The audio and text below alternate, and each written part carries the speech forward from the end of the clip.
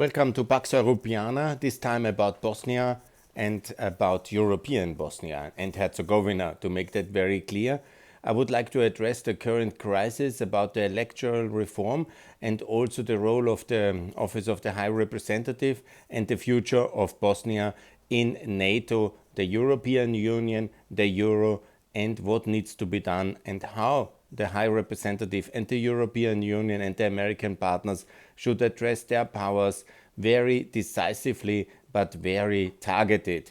And no, the election reform is not the most important priority, because we have done now several elections already in Bosnia, and it's not the most important priority to do that now. There is election law. They do the elections accordingly, and let's not the Croatians and Croatia as a state mess up Bosnia via its political contacts, via the EPP and via Germany. This is wrong. This is absolutely wrong. And this is how it works, unfortunately. And the Croatians had, as much as I love them and I supported them very much in their independence struggle, and I'm very much involved in all these things in the past, and it's very good, and all my best respect to all my friends there. But to today, in 2022, to mess up Bosnia because of the Croatian minority issue and the electoral rights and the fact that these last elections was not resulting in the HDZ having their representative elected, that was maybe a bit cheeky or to have Mr. Komšić elected, but he is a good politician, and you cannot impose a new election law just because you were outsmarted and not abuse the European powers of a very serious level, which we have invested in the OHR because of that. And it's really wrong. And it's actually quite obvious that Mr. Schmidt has this political context of the CSU. They have the link with the HDZ, and then he fulfills the petty wishes of Mr. Plenković. I'm very deeply disappointed. In this video, I would like to say what really should happen and what the European and the American policy in Bosnia in the 2022 crisis should be, because we have a big crisis and Russia is very active in Bosnia, and we have a very clear way forward, and that's towards NATO, NATO membership. We just got Montenegro in NATO, North Macedonia. So tell me, Bosnia is not the next logical NATO member in the Balkans? Of course, Kosovo should be as well, but both together. And should we really listen to Russia on that one? The enemy state, the brutal tyrant of Europe, the brutal tyrant who is killing the Ukrainians and who is costing us billions, triple-digit billions. I mean, we should sue Russia for the costs, and of course we have to defeat them.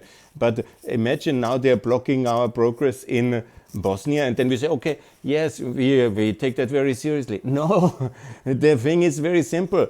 Bosnia in NATO immediately. The Russians have no veto on that one. If they want to provoke a crisis, we have the military force to reject it. If Mr. Dodik wants military and uprising to do, then let's do a military uprising and face the consequences. It's very simple. Bosnia will come to NATO. This is the way forward.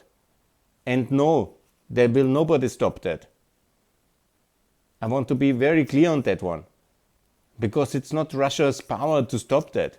And if we give in on such a decisive area, and then we say, oh yes, Russia, we have to take the interest of Russia very, very serious. No, the majority of people in Bosnia want to join NATO. That is even more than in Macedonia wanted or in Montenegro. Obviously, this when they want to then make a revolution, the Dodik with his 250,000 voters, let him do it. The forces of order will know how to deal with him. It's very simple. It's very simple like that. Or they can move to Serbia or to Russia and fight against us in Ukraine, as many of them do already. And they should all be investigated. And Mr. Dodik should be prosecuted for denial of Srebrenica. He should not be eligible for the vote in 2nd of October. He should be in jail or at least prosecuted. I don't know if they can jail him and have a sentence so fast, but at least he should have no passive voting rights. He went to Petersburg, to the Forum, during the war. That's high treason to Europe. That's high treason. Verrat.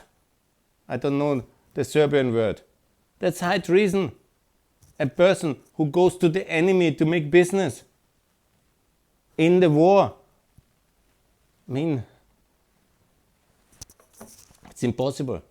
Genocide denial, that visit alone, he is certainly funded by Russia. Investigate it and prosecute him for that one. That's taking money from the enemy. And if he doesn't feel the enemy, then we are anyhow completely confused, I think. Yes. No. Then obviously what the OHR should do is also very clear. It is to basically put the recognition of Kosovo on the agenda. Yes, absolutely. Kosovo and Bosnia are friendly states. They were both liberated by NATO. They are going to be in the EU. That is very logical. So the recognition, and if there is a veto, then the OHR should overrule it. Very simply like that.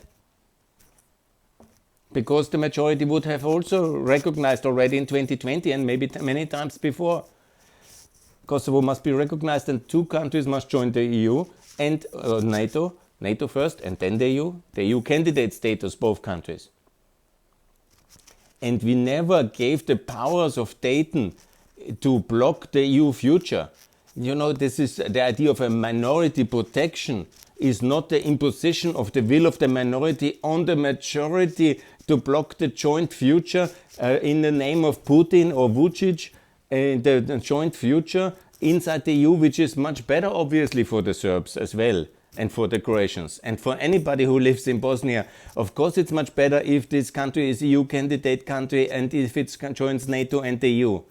The living standards are getting higher, the subsidies are getting better, the support, the integration, the hope, the trust, the investor confidence, absolutely. And that's why also Bosnia is much better to have the euro directly. That's the next big thing to do, no, the fourth big thing. EU candidate status, NATO map and NATO fast track. Next year, Bosnia and Kosovo can be in NATO. Absolutely. They're anyhow protected by Austrian soldiers.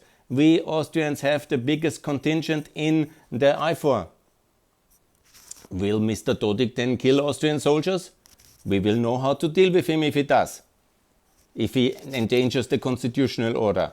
Because some people here accuse me of proposing to endanger the constitutional order of Bosnia. And I will do that, but in a very reasonable manner, in a second. I will explain that on as well. But I want to be clear here. NATO membership, EU candidate status, the euro, this can all be done by 2024. And also the recognition of Kosovo. That's the four most important, and then all the things which the EU has recommended, the enlargement report, you can read and simply implement it. What is blocked by Dodik, overrule it by the veto and implement it. That is not needed to be done. Then we come to the question of what kind of Dayton changes long-term there should be. You know, the electoral law one day must be changed, but to an Austrian, German, to a European law. Not to have these ethnic divisions perpetuated. There's no need to create a second Belgium. There's this unfortunate situation in Belgium, and it's often called for that. Yeah, no, no, just like Austria. The Serbs, when they come to Austria, they're also living very good and decent people. If anybody does then genocidal denial, we will know how to deal with them. So we can ask everybody to be completely normal. We ask them, and millions are coming. We have 5,000 people from Serbia and from Bosnia in Austria. And they are good, you know, they are living according to the rule of law. Or we know how to deal with them. And same can be expected in Bosnia. Absolutely the same can be expected in Bosnia. And we can also have a similar parliamentarian structure like in Austria. It's absolutely possible to live under Austrian conditions. 500,000 of the Bosnian and the Serbs do that, and all over probably more from all the other countries of ex-Yugoslavia, and they're very welcome. I'm actually calling for the opening of the Austrian labor market for all Bosnians. If we do the NATO membership and also the EU candidate country. That must be the reward when the blockage is finished. That is something Mr. Schmidt and his party political colleagues from the Austrian People's Party, my former friends, they should also do that. Open the Austrian labor market for all Bosnians. Very good. Alma Sadic from the Green Party. Talk to Martin Kocher. Open the labor market. This is very good. Reward the countries when they are positive, because the people know economy. And also Austria. That's why we have the European internal market, that we have a big labor market, a big factor market. Bosnia is too small in that sense. Yeah? It must be fully integrated in the European labor market. It will be much more successful. The labor costs will rise, people will return. It's very logical. I think I don't have to explain basic economics, but from time to time I seem to have to explain it. Bigger markets work better. Integration in a bigger labor market works. Yeah? And we need to have openness, but not the open Balkan to Russia, but the openness inside the European Union for Bosnia, and fast. That's the labor market. Then the Dayton reform after 2024, not immediately in the war, in a global crisis where we have all the powers to really focus on integration. There was some issues with Dayton because it was American wish to make peace fast and to save the Serbs. I repeat, everybody who was not present, because I'm already 53 and I know exactly how it was in 95. And you can read it or you can watch videos or whatever if you don't know. But the situation was that the Croatian and the Bosniak forces were by far winning in 95 in August. As a response to the Srebrenica genocide, I remember here the Americans have equipped and supported the Muslim Bosniak and Croatian forces. And Banja Luka would have fallen if the Americans have not stopped it in the last moment. So the Dayton Compromise was absolutely in favor of Serbia. They are very lucky. And the idea which I heard on some videos here, that then Milosevic would have intervened. You probably have not seen that immensity of the American bombardment in end of August, September 95. Or have you not been in Belgrade 99, when then it was really done to also bomb Belgrade? It would have been the same in 95. There was no military capacity of Milosevic Serbia to challenge the American West led by America and NATO. It was not possible. It would have been defeated already in 95, would have been much better. Anyhow, so Dayton is an instrument of the minority rights for the Serbs, yes, and it is also good, you know, everybody. I'm fully for minority rights of everybody, but not to abuse it. So that's why I call for the end of the Republika Srpska, because it's now abused. Mr. Dodik took it in a hostage against Bosnia and against the West. That was not the plan. It is an instrument of minority rights. Good. But we can save the minority have the minority rights protected in a European way, like in Austria. And here I call for federal Bosnia. I've drafted the plan with 9 federal states, like in Austria, by the way, and it's completely possible to live in Austria. I repeat, 500,000 people of ex-Yugoslavia, and maybe just of the 2 northern states, the 3 southern, and there's also Croatia and Slovenia, so I'm not too sure about the whole number of how many people live, but probably it's 750,000, and they are very welcome. They contribute, and I'm very happy about that. I call for the openness of the Austrian labor market to all people of ex-Yugoslavia, but Serbia, because it's a Russian ally. So we have a federal state in Austria, and I have made the following list. I propose 9 federal states in Bosnia and 9 partnerships with Austrian federal states. Brčko and Posanin, that's the Croatian enclave on the top and the north. This is with Vorarlberg. I always put 2 cantons together to make it a bit simpler, and Vorarlberg is already a very powerful and very relevant federal state of Austria on the Swiss border. It has also a role in Austria not unsimilar to Brčko, so it makes a lot of sense. Then Sarajevo and Vienna is logical. Sarajevo and Gorazde with Vienna, of course. Gorazde must be with Sarajevo in one Bundesland. Then Upper Austria and Tuzla. I hope Alma Sadic likes that, and Mr. Stelzer as well. I think it's a very good idea. There's a lot of industry. It's also beautiful, a touristic magnet. It's a very good partnership.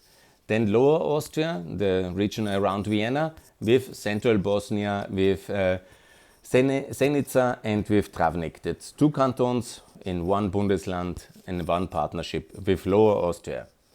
Let's never forget, Austria has 9 million people and Bosnia has about 4. Yeah.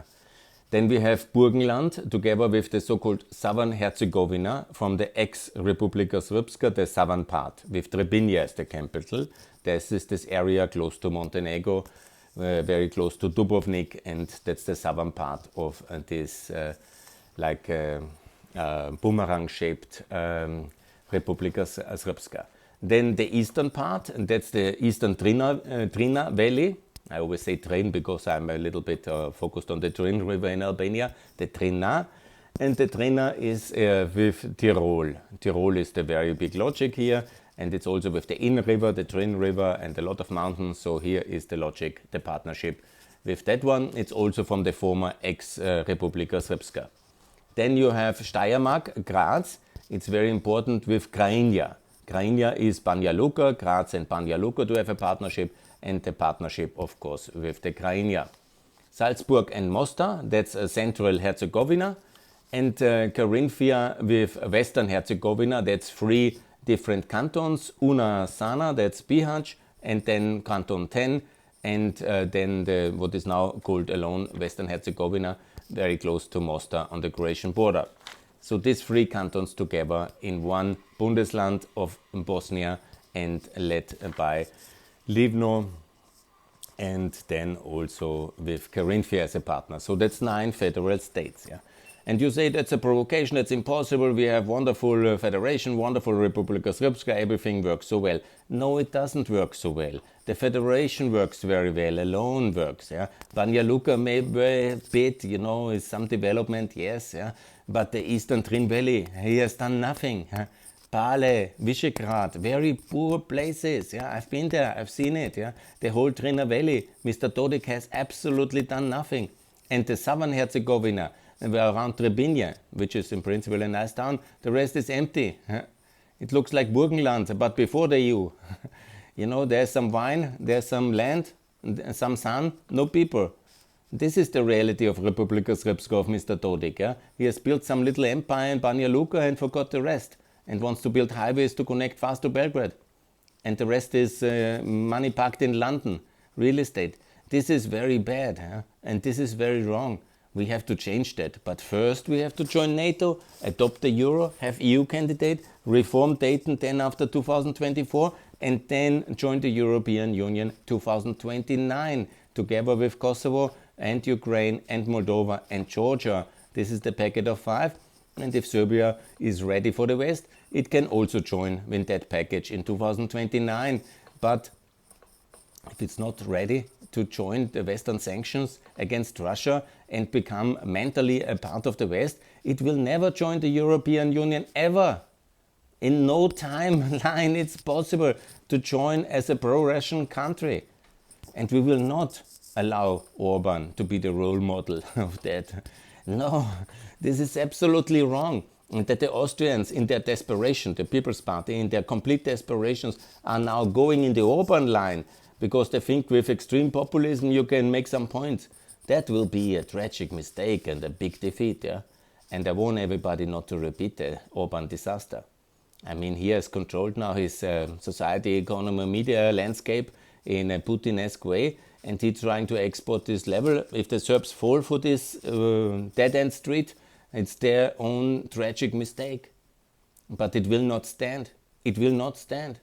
And it will definitely not stand in Austria, and it will not stand in Bosnia as well. And also not in the Republika Srpska, by the way, dissolve it. And that should be the powers of the Office of the High Representative to change these things. And if Dodik, Vucic and Putin want to change the constitutional order or make an uprising, yes, let's do them an uprising. I'm sure there will be the forces provided to handle with that. And that will be definitely very dramatic, short uprising in case they decide for armed resistance against the forces of the order.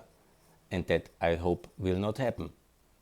But what cannot happen is that we just give in to Croatian demands and then build a kind of unholy alliance between Croatian nationalism and Serb nationalism on the back of the Bosniaks and on the back of Europe and NATO, because that's a big danger. And that's happened if then the Americans leave the Germans the policy on the Balkans. They go into particular interests, mostly connected to Catholic Croatia, and then it's a big mess. And the connotations of the past are obvious. So that's a big no-go. It must be American power, and it must be implemented first in NATO. Kosovo today has the big event in Washington. Very good. Bosnia can be in NATO as well. Here the veto of Mr. Dodik must be overruled, and he must be pressured or brought into submission. And if there is then a revolution, it must be dealt by the forces of order, I repeat again, but not by continuously giving in. And all the Gavrilo Princip and Mlada Bosnia monumental memorabilia must be removed. They must be removed. And all this kind of genocidal denial must be removed.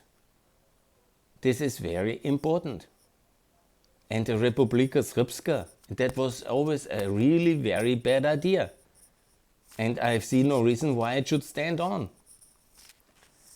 Yes, good.